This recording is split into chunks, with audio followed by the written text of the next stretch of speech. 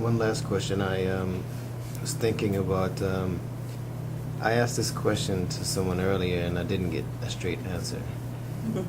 But I was wondering, I mean, looking at this experiential cycle,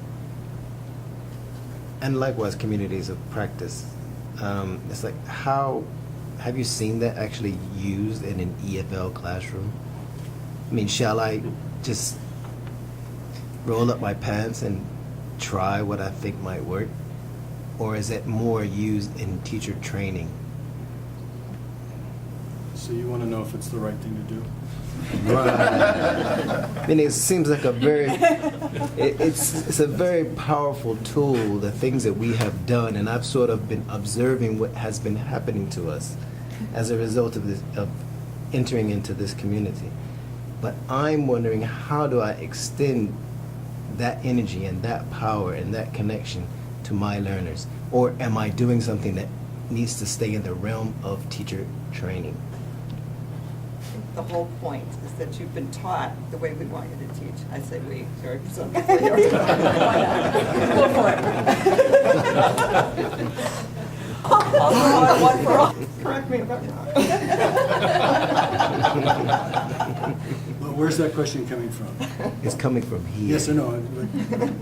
But is it coming from the fact that you're not sure that it's a workable thing? You're not Yes, sure I that tried. you can do it? I give you an example. I tried, and I was talking to someone earlier about this. I tried project-based learning as it's been implemented, for example, by Buck Institute here in an EFL classroom, and I found that the problem was, the hurdle was the language, meaning the framework was beautiful and what they were doing with project-based learning in the schools.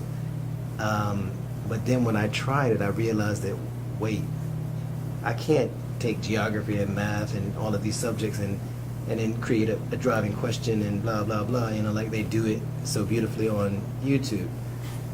But there's a hurdle here. There's the language problem. And then I have a book, I have a curriculum, I have a test. So I'm thinking the same thing about experiential learning. It's like, maybe this is something, you know, maybe I can't create an experience out of everything and think that this is the way my learners should be learning. Because there was a hurdle. The hurdle of the language. So there's your question. I kind of think you have the answer already. You've analyzed the problem that you faced. You've compared it with other situations. So if you were to go into this situation again, you'd probably do it differently based on what you learned.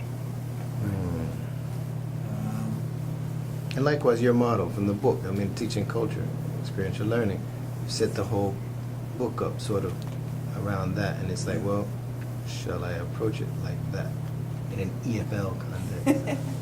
I don't You're know. not going to get the kind of answer you're looking Yeah. for. Just kind of mentioning that.